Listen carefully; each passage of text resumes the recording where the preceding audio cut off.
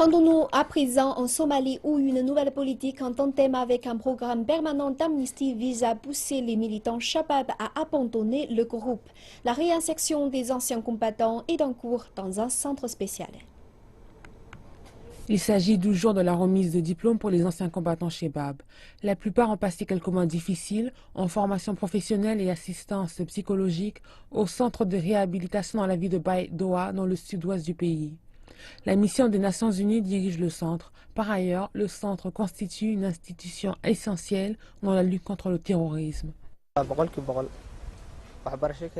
Nous avons beaucoup appris grâce au centre. Certains d'entre nous ont perfectionné des compétences différentes, telles que la mécanique, la charpenterie et la couture.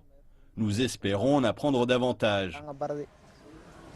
Le Conseil des ministres somalien a approuvé la nouvelle politique concernant les défecteurs qui, entre autres, donne un aperçu du plan du gouvernement pour protéger les anciens combattants.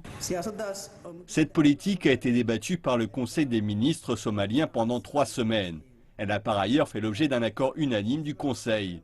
La politique décrit plusieurs choses, dont comment le gouvernement devrait gérer les anciens combattants. Les autorités dans le nord-est de la Somalie ont récemment annoncé qu'elles tenteraient de juger les combattants capturés lors d'offensives dans la région. Toutefois, quelques-uns ne sont que des enfants. Certains ont été forcés à joindre le groupe extrémiste et d'autres ont été kidnappés. Les législateurs ont également soutenu la nouvelle loi et appellent à la protection des anciens combattants. En tant que gouvernement, nous devons protéger et créer des opportunités pour ces anciens militants. Leurs droits doivent être garantis et les anciens combattants doivent être rééduqués et réintégrés dans la société. Ces jeunes hommes ont été endoctrinés durant des années. À ce jour, on ne sait pas encore comment la nouvelle politique va encourager les jeunes rejoignant des groupes violents à se rendre. Mais le gouvernement pense que de tels centres sont essentiels pour faire face aux idéologies radicales propagées par des groupes extrémistes comme les Shabab.